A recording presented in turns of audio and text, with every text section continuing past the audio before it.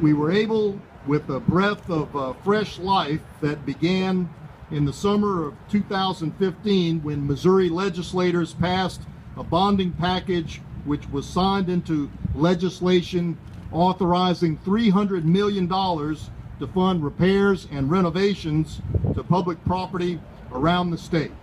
And I know that today we have here with us Sean Rhodes and Mike Cunningham. Thank you for your support of this project.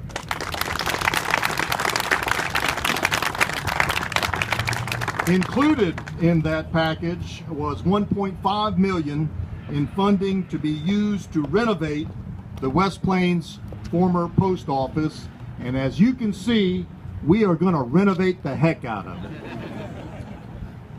The project took another major step forward in October of 2015 when the university received significant gifts from Mary Hass Shedd, the extended Williams Hass family, and William and Virginia Darr.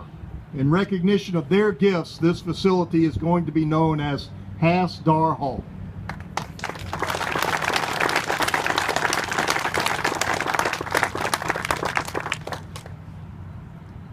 What you see behind me doesn't look like much right now, but in less than 300 days, you're going to see a beautiful building, somewhat depicted over there.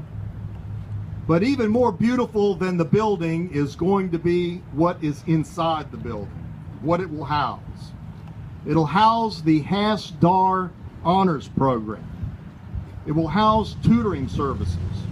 It will house the admissions office and the Drago bookstore, complete with a coffee shop. It'll house the Veterans Center, the long-needed Carol Sylvie Student Union, and other important classroom and administrative office spaces that will enhance student learning and academic success. Most importantly, it will house dreams and ambitions that live inside the students of Missouri State University West Plains campus. Hass-Darr Hall will become a reality less than a year from now. As Dr. Bennett said, we had to piece this together. And the first piece came from state funding.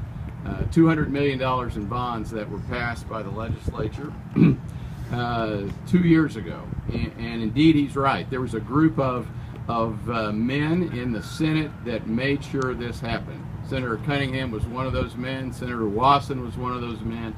Ron Richard. But in addition to that, our current Lieutenant Governor, Mike Parson, had that item as his most important legislative agenda. And I don't know how many times that year I thought that legislation was dead. And Mike and Lieutenant Governor Parson, then Senator Parson would say, Cliff, hang on, we're going to get this done. And he got this done. And the result of that is $1.5 million has been dedicated to this project. Second, the private funding. As Dr. Bennett said, an additional $1.5+ million in private funding. We both graduated from Missouri State many, many years ago. I think Virginia he's a lot older than I am. She graduated in '54, I graduated in '57. And we're delighted to be a part of this particular building and have our name associated with the Hass family. Thank you very much. It has been 20 years, and so it is extremely exciting. And so one thing, patience is a virtue and not something God gave me a lot of, so this has been a learning opportunity. I want to congratulate Bill and Virginia Darr. I consider Bill Darr one of the finest board members and men that I've ever had the pleasure of serving with. I think he is just an icon when it comes to ethicalness and intelligence and the desire to make things better, and Bill definitely represents that.